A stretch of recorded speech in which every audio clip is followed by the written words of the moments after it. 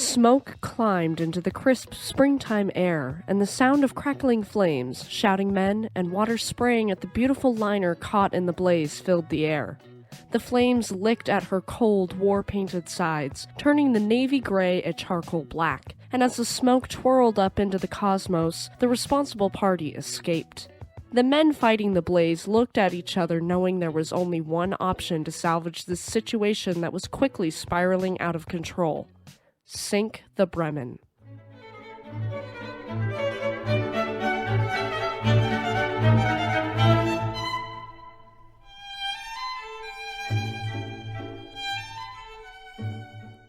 Welcome to Shipwreck Sunday, where we investigate disasters at sea and the impact that they have on the world today. My name is Eleanor. Today we will be discussing the fire that destroyed the beautiful Norddeutscher Lloyd ocean liner, SS Bremen. If you want to watch the flames dance, stay tuned. Quick disclaimer for our younger audience before we dive in. This story does include details of a maritime disaster resulting in the loss of a vessel, Nazism, wartime violence, arson, and death that may be disturbing to some audiences. Viewer discretion is advised for those under the age of 13. Please keep in mind that I'm not a mariner or expert in the field of maritime history, but I've done my research. Okay everyone, let's get into it. SS Bremen, also known as TS Bremen, which stands for turbine ship, was a German ocean liner built for Norddeutscher Lloyd by Deutsche Schiff- und Maschinenbau Aktiengesellschaft. This was a cooperation of 8 German shipyards from 1926 to 1945, with the leading company being AG Weser in Bremen, Germany. She and her sister, which we will cover next week, were designed to have a cruising speed of 27.5 knots or 50.9 kilometers per hour and 31.65 miles per hour, which would allow Norddeutscher Lloyd to have a weekly crossing with 2 ships, a feat that normally required at least a trio. Take the Olympic class, for example. The Southampton to New York City route was originally going to be handled by RMS Olympic, RMS Titanic, and RMS Britannic. But we all know how that turned out. If you don't, check out our Titanic Month content where we break down the stories of all 3 Olympic-class ocean liners. As for SS Bremen, she was a large ocean liner, with her tonnage sitting right at 51,656 gross registered tons and her displacement at 55,600 tons. In imperial measurements, she was 938.6 feet long, had a beam of 101.9 feet, a maximum draft of 33.89 feet, and a depth of 71.5 feet to the promenade deck. In metric measurements, that's a length of 286.1 meters, a beam of 31.1 meters, a maximum draft of 10.3 meters, and a depth of 21.8 meters to the promenade deck. For capacity, she was designed to carry a total of 2,139 passengers split into 4 classes: 811 first class, 500 second class, 300 tourist class, and 617 third class. Her crew would average 966 total. As for propulsion, SS Bremen was equipped with 4 sets of geared steam turbines capable of generating 33,750 horsepower or 25,170 kilowatts each. Combined, that would be 135,000 horsepower or 101,000 kilowatts maximum. Her boiler and machine equipment were designed by Professor Dr. Gustav Bauer, and SS Bremen was equipped with 4 airtight boiler rooms to house these. The science is actually quite brilliant behind this odd design. The combustion air for the oil burners of the boilers was blown into the boilers via 8 steam turbine blowers, and this resulting positive pressure meant that the boiler rooms were accessible only through airlocks. This steam was generated in 20 oil-fired water tube boilers, 11 double-enders, and 9 single-enders in 4 banks, being fired by 227 oil burners total.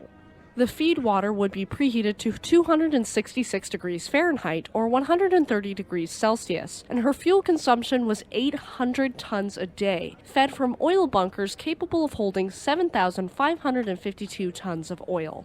All of this powered the 4 geared steam turbines, which in turn turned her 4 screws, and this allowed her to reach that designed speed of 27.5 knots.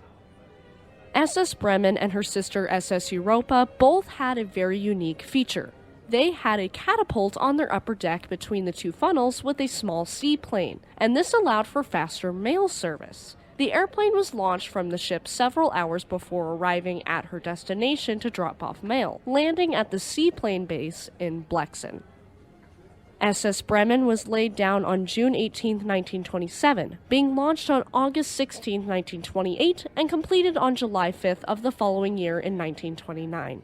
Her maiden voyage would commence on July 16, 1929, and she was supposed to be joined by her sister SS Europa. However, Europa was absolutely gutted by a serious fire during her fitting out, and so SS Bremen made her first transatlantic journey alone. She departed Bremerhaven for New York City under the watchful eye of Commodore Leopold Ziegenbein, and she arrived in New York City in 4 days, 17 hours, and 42 minutes, thus snatching the blue ribbon from Cunard's RMS Mauretania, the sister ship of RMS Lusitania. During this voyage, she averaged a speed of 27.83 knots, or 51.54 kilometers per hour and 32.03 miles per hour. If you're enjoying this video, let me know down in the comments section below.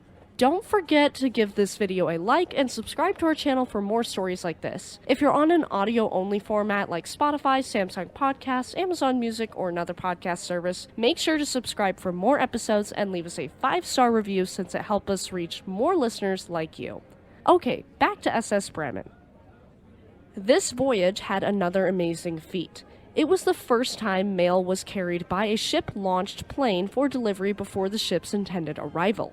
The float plane, a Heinkel HE-12 piloted by 27-year-old Lufthansa pilot Baron Jobs von Studnitz, was launched at sea roughly 20 miles or 32 kilometers east of Fire Island, New York, with 11,000 pieces of mail in 6 separate mail bags, each weighing 220 pounds or 100 kilograms.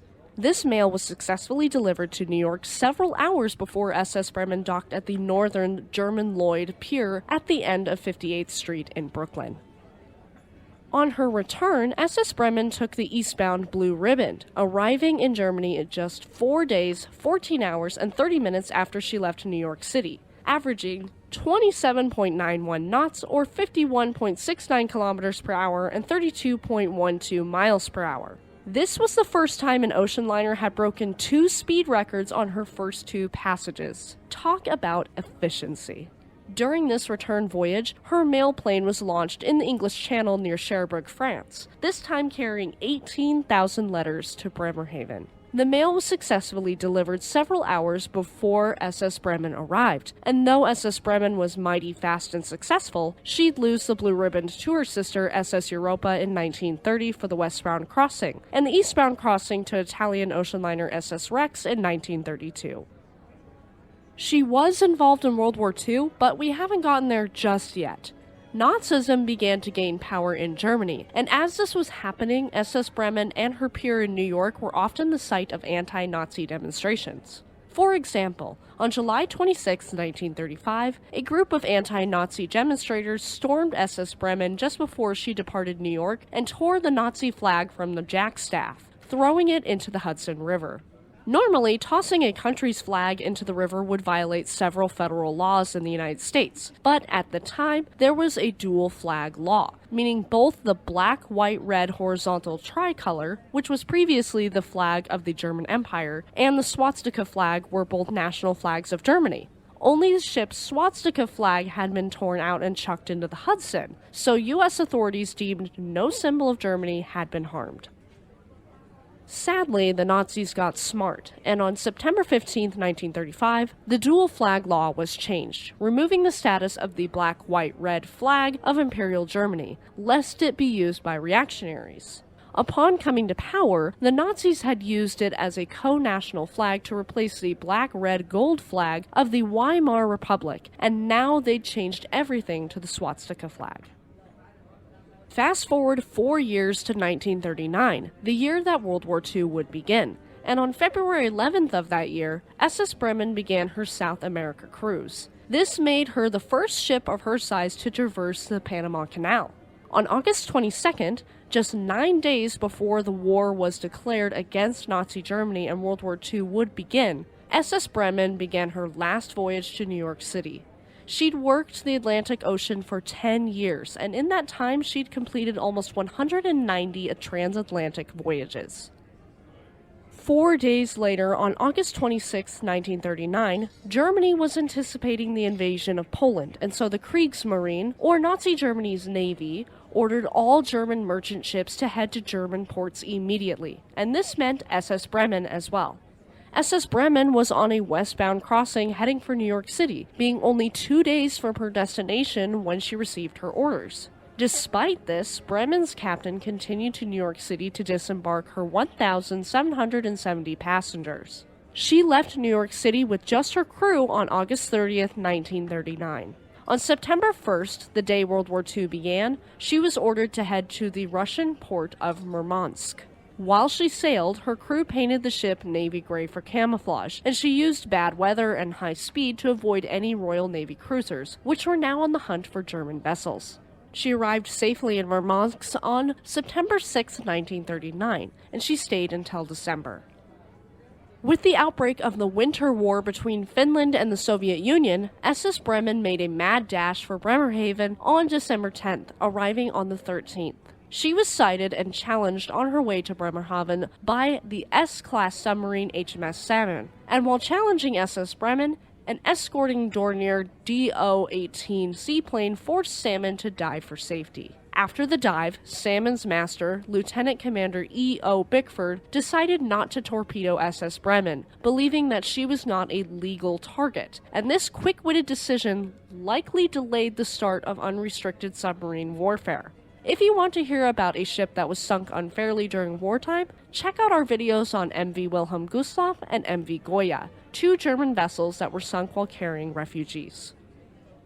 If you're confused about the legality of this, it's because in war, you're not allowed to sink passenger ships or hospital ships. To make it fair, these types of vessels are also not allowed to transport weapons, ammunition, or troops, and all hospital ships must help the wounded indiscriminately. Let me know if you'd like a video explaining hospital ships and the laws of warfare in more detail. Alright folks, a quick note before we get into the sinking. If you have any ships you'd like us to cover, make sure to leave us a comment with your suggestions and you might hear your favorite ship here on the podcast. Also, check out our community tab to keep up with us, and we are also on Facebook, Instagram, and Twitter. Back to the action. SS Bremen would go on to be used as a barracks ship to house Nazi soldiers, with plans in place to use her as a transport ship in Operation Sea Lion, which was the intended invasion of Great Britain. She was repainted and given the designation as Troop Ship Number 802, and the Royal Air Force even attempted to sink her, but they failed. However, she'd never take part in any special operations, thanks to one particular crew member. On March 16, 1941, 14-year-old Walter Schmidt set SS Bremen ablaze by lighting a fire in her expensively furnished and wood-paneled dining room. If this doesn't sound flammable enough, don't worry. This room had been converted into a mattress storeroom, and all of the wood paneling, expensive furnishings, and mattresses went up in flames quickly. The fire licked up the walls of the vessel, spreading from room to room until the entire ship was engulfed in fire. Quickly, the Bremerhaven fire brigades reacted, trying to put out the blaze, but it was no use. SS Bremen started heavily listing in the quay, and knowing there was no other way to salvage the ship, the decision was made to flood her. SS Bremen was flooded so that she could right herself and sink in the shallow water of the Weser River, and this would ultimately make the salvaging of her brilliant machinery much easier. As the fire was out and the salvaging process could begin, the Gestapo initially were scratching their heads trying to figure out what happened, suspecting first that British intelligence had done the deed.